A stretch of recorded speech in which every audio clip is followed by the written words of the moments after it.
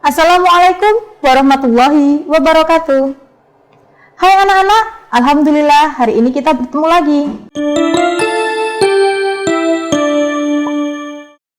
Di materi hari ini kita akan belajar tematik kelas 4, tema 4, subtema 1, 2, 3, berbagai pekerjaan. Muatan bahasa Indonesia. Dan hari ini materi yang kita pelajari mengurai pendapat pribadi tentang isi buku sastra, cerita, dan dongeng, serta unsur-unsur dalam cerita. Yang pertama, menggali informasi dari resensi buku sastra. Resensi merupakan tulisan yang isinya mengulas isi sebuah buku secara singkat, namun bisa memberikan penjelasan mengenai garis besar cerita di dalam buku tersebut. Resensi disebut juga dengan ulasan. Salah satu tujuan mengulas isi buku adalah mengajak calon pembaca mengetahui garis besar cerita yang ada di buku. Seorang penulis resensi harus jujur dan paham isi buku. Berikutnya, isi atau bagian-bagian dari buku meliputi yang pertama, data atau identitas buku yang isinya judul buku, penulis, penerbit, tahun terbit, dan jumlah halaman. Yang kedua, penjelasan atau ringkasan isi buku. Yang ketiga, manfaat buku. Yang keempat, kelebihan atau kekurangan buku. Serta yang kelima, komentar tentang buku berupa saran untuk penulis atau himbauan kepada pembaca. Sekarang amati contoh resensi buku berikut ini. Dari contoh berikut, kita dapat mengetahui bagian-bagian resensi. Dapat kita sebutkan bagiannya yang pertama yaitu ada data buku atau identitas buku. Yang kedua, penjelasan isi buku. Yang ketiga, manfaat buku. Yang berikutnya yaitu kelebihan buku, serta kekurangan buku. Dan yang terakhir, komentar atau saran tentang buku. Berikutnya, kita akan menemukan sifat-sifat tokoh dalam suatu cerita. Menentukan sifat-sifat tokoh dalam suatu cerita. Seringkali kita mengetahui tentang cerita atau dongeng. Cerita atau dongeng merupakan karya sastra yang memiliki unsur-unsur intrinsik. Salah satu unsur intrinsik yaitu tokoh cerita. Tokoh merupakan unsur terpenting dalam suatu karya sastra. Tokoh adalah pelaku yang dapat menjadikan peristiwa dalam suatu cerita menjadi terangkai dan memiliki alur. Tokoh-tokoh tersebut akan membangun jalannya cerita dari awal hingga akhir cerita. Untuk menemukan tokoh dalam suatu cerita, kita harus membaca, mendengar, dan mencatat siapa saja pelaku dalam cerita tersebut. Macam-macam tokoh. Perhatikan. Yang pertama, tokoh utama. Tokoh utama ini adalah tokoh yang paling sering muncul atau paling sering diceritakan. Yang kedua yaitu tokoh tambahan. Tokoh ini hanya muncul beberapa kali dalam suatu cerita atau tidak banyak diceritakan. Berikutnya, tokoh protagonis. Tokoh yang membawa tujuan baik, tokoh yang banyak dikagumi pembaca. Tokoh ini memiliki watak adil, berani, jujur, penyayang, baik hati, dan sebagainya. Berikutnya, yang keempat yaitu tokoh antagonis. Tokoh ini seringkali menentang tokoh protagonis, sering menimbulkan permasalahan atau konflik dalam suatu cerita. Tokoh ini memiliki watak diantaranya sombong, pendendam, pembohong, iri, suka pamer, dan sebagainya. Dan yang kelima, tokoh tritagonis. Tokoh ini seringkali menjadi penengah atau penghubung antara tokoh protagonis dan tokoh antagonis. Berikutnya kita akan belajar memberikan pendapat terhadap sikap tokoh dalam suatu cerita.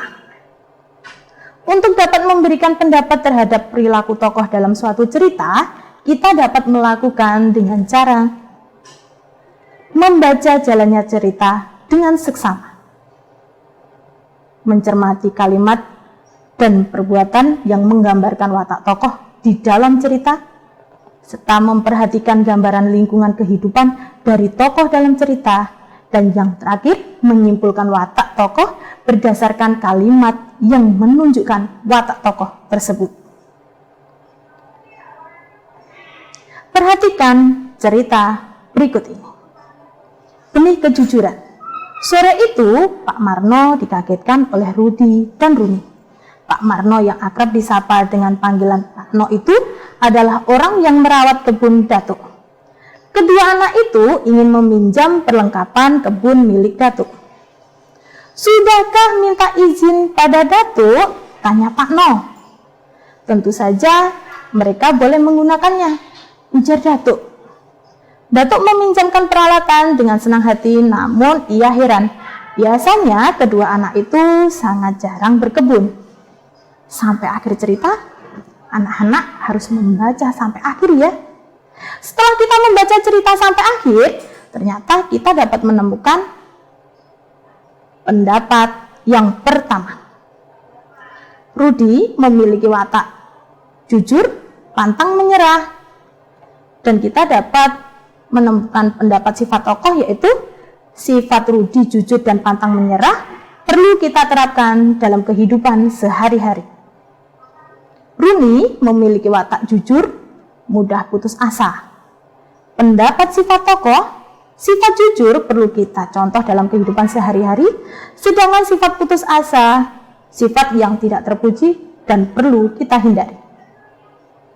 Datuk memiliki watak baik dan dermawan. Pendapat sifat tokoh, sifat Datuk yang baik dan dermawan perlu kita terapkan dalam kehidupan sehari-hari. Nadia dan Adit memiliki watak pembohong.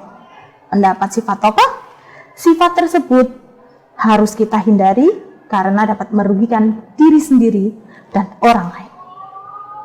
Dari contoh di atas, pasti anak-anak sudah bisa menyebutkan watak serta pendapat sifat tokoh dari Pak Marno dan Bu Guru. Berikutnya, unsur-unsur intrinsik cerita. Sebuah cerita tersusun atas unsur intrinsik dan ekstrinsik. Unsur intrinsik dapat kita singkat agar mudah menghafalnya, yaitu tatlah. Tatlah yaitu tema, alur, tokoh dan penokohan, latar, dan amanat.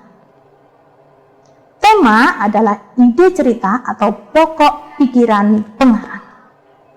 Alur disebut juga plot, yaitu hubungan cerita dari awal hingga akhir sebuah cerita. Tokoh dan penokohan. Tokoh adalah pelaku dalam cerita. Manusia, hewan, atau tumbuhan. Ingat, tokoh dapat manusia, hewan, atau tumbuhan. Penokohan atau watak, cara pengarang dalam memerankan tokoh-tokoh dalam suatu cerita. Latar disebut juga setting. Latar dibagi menjadi 3 bagian, yaitu latar tempat, latar waktu, dan latar suasana.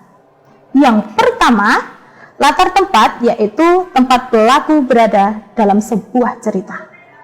Latar waktu menunjukkan kapan cerita terjadi, entah pagi, siang, malam, kemarin, ataupun besok.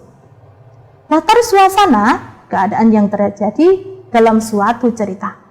Bisa berupa sedih, bahagia, dingin, damai, sepi.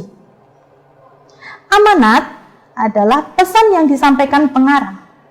Amanat dapat disampaikan dengan 2 cara, yaitu secara implisit, memberikan ajaran moral menjelang berakhirnya sebuah cerita, serta eksplisit, yaitu menyampaikan seruan, saran, peringatan, nasihat, anjuran, dan larangan yang berhubungan dengan gagasan utama sebuah cerita. Pesan moral dalam teks cerita yaitu kalimat dalam cerita yang berisi nasihat. Ciri-ciri pesan moral dalam suatu cerita diantaranya: pesan moral selalu baik, pesan moral dapat dilihat pada akhir sebuah cerita, serta pesan moral dapat dilihat dari sifat tokoh utama. Memberikan pendapat dalam dongeng dapat dilakukan dengan cara: yang pertama, membaca dongeng dengan seksama.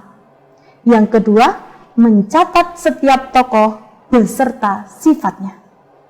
Dan yang ketiga, mencatat hal-hal penting yang patut dicontoh atau dihindari.